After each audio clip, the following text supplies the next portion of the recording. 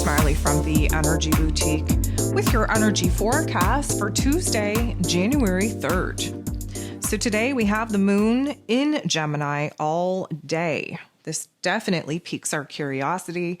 We are definitely a little bit more emotionally stimulated than normal. We have a lot of questions that we're seeking answers for. We're a little bit more of a chatty Cathy, especially when it talks to some deep-seated feelings, thoughts, and emotions that we've been harboring within ourselves. Overall, it's going to be a mentally and emotionally stimulating day. Now, there are 8 different aspects taking place here today. All of them involve the moon, which means that this is a moon day, a highly emotional, highly stimulating day. So that just adds another layer onto what the moon in Gemini would already offer us. The very first aspect that we have here today is the moon in Gemini, sextiling, which is a beautiful energy, with Jupiter, who is the planet of growth, expansion, beliefs, blessings, and rewards. Jupiter is in Aries energy, a fire energy, the very first sign of the zodiac, really pushing us to put ourselves out there, to take action, to create opportunities for us to heal, for us to grow, for us to jump into new levels of abundance. However, we are not really supported in taking action right now. This is not a time of initiation. This is a time of visualization, of introspection, of figuring out, especially reviewing our lives back to May of 2022, where it is that we want to do things differently, where it is that we need to exert ourselves and assert ourselves out in the world a little bit more differently, and where it is that we're actually, I'm going to say, excited, inspired, passionate about putting ourselves out there and pursuing a different path, a different direction. Now, we're not going to be able to take energy and action, but what we are going to do is we're going to be able to move through our mind space and our emotions in order to visualize what that may mean for us. This is a good vibe. We're going to feel overly confident, overly optimistic on what it is that we actually deem to be possible for ourselves when we're gifted with the green light go ahead to actually take action. The moon is going to bump into Neptune in a very positive way. Neptune, of course, in Pisces energy, its rulership.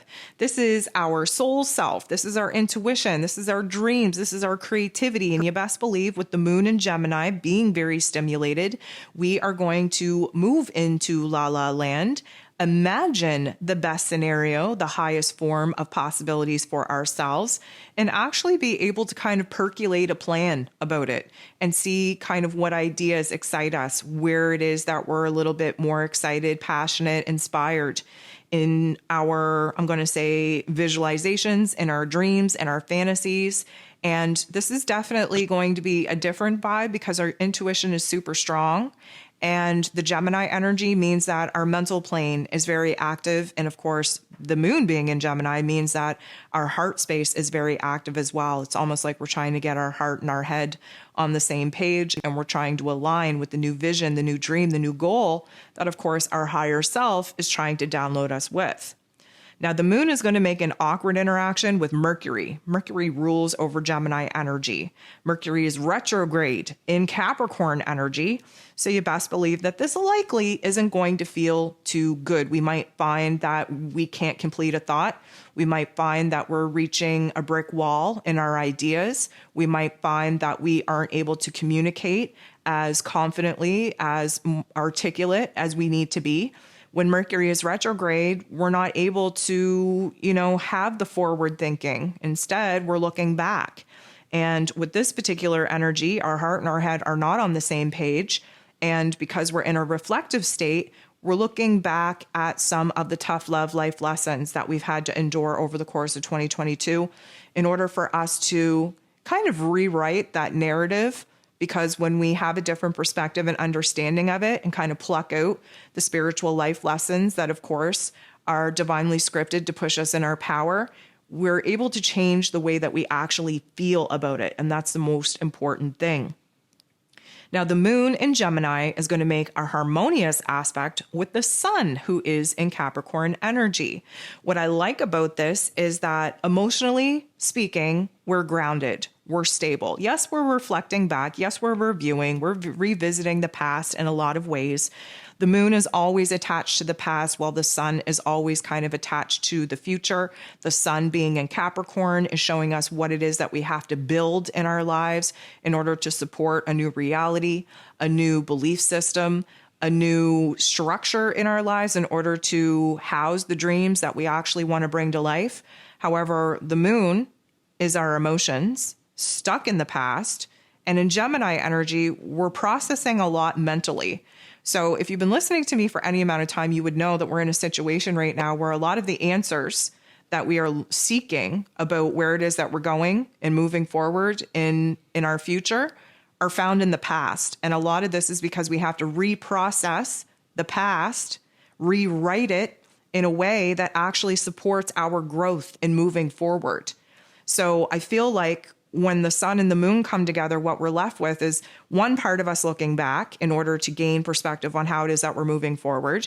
But the overlap leaves us in this present moment of kind of seeing the two sides of the coin as far as the past situations and scenarios go, and kind of seeing the two sides of the coin on where it is that we want to kind of go and direct our energy and kind of build from here. So this is a harmonious aspect, which means that, you know, our ideas are flowing very well. We're understanding things very quickly. We're able to process our emotions and our thoughts a lot more quickly. And we're able to gain a lot more insight and perspective on the direction that we want to be taking based off of recognizing where it is that we've come from, the experiences that we've gone through, and where those experiences have basically gifted us with the wisdom and the knowledge to make sure that we don't fall in the same patterns of behavior ever again. Now, the moon is going to come up to, conjunct, sit next to Mars. Mars is the god of war. He rules over our physical energy, our drive, our passion, our desires, even our anger. Mars has been retrograde for quite some time in Gemini energy, really stuck from being able to exert ourselves out in the world, making moves in the world, pushing ourselves forward in the world. And instead, we're stuck on this internalized journey of the intellectual battlefield where the pros and cons need to be debated out by every single thing that we've ever thought of, ever contemplated. Now, this can go one of two ways, and I'm going to break it down. This can lead to a huge shift in our emotions, in our thoughts, really pushing us to be inspired, to be motivated, to be determined, to make a plan, to get a strategy together on where it is that we're going to force our energy and exert ourselves out into the world when gifted the green light go ahead, which, by the way, is taking place in mid-January. If you haven't listened to the January Astro forecast, you probably should. If you haven't listened to the 2023 energy forecast for the year, you probably should. And if you haven't downloaded your zodiac forecast for the month, you should probably do that too, because you would know what's happening in the middle of the month, which is when we have Mars and Mercury go direct, and what that energy is going to mean for us.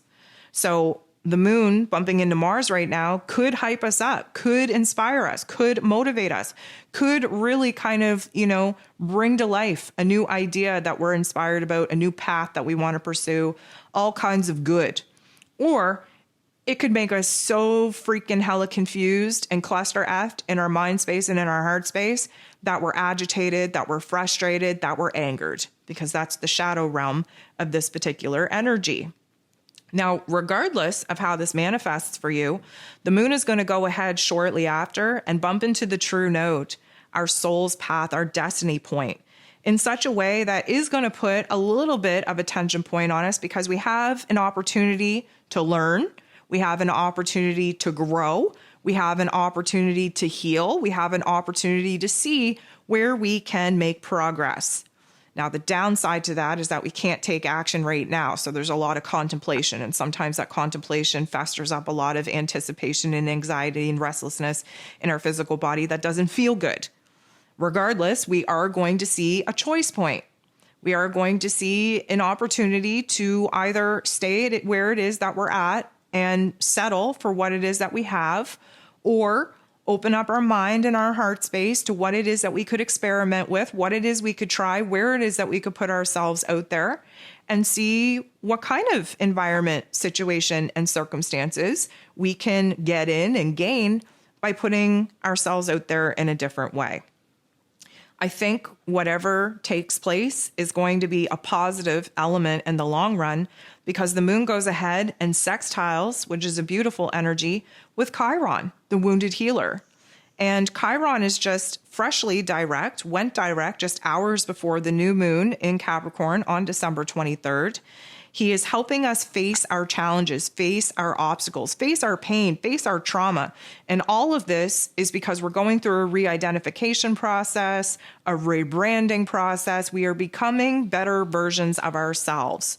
So whatever situation popped off earlier in the day, it feels like we are making progress in healing certain aspects of ourselves and resolving certain issues that we are kind of realizing right now that are blocking us from actually moving forward.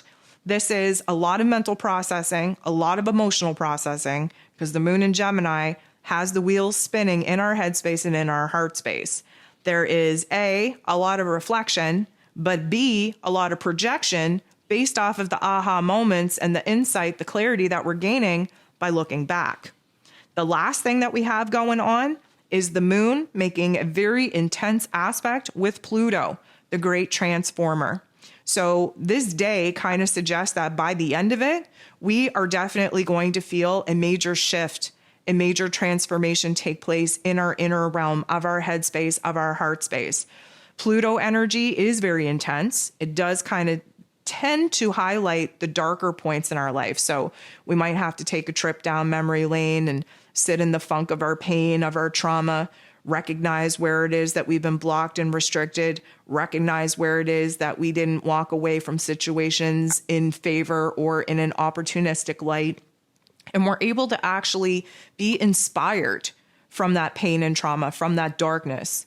We're able to kind of, use those experiences as a catalyst to make a dramatic change. And the Plutonian energy makes that dramatic change on a deep psychological level. Because the minute that we can kind of rewrite the program in our brains, alter or edit the operating system, our whole demeanor changes because our emotions now get shifted in a more positive light, because we're using our past pain and trauma as an empowerment tool to boss up, to take control of our lives, and to actually turn that pain into power and to turn that darkness into a source of light.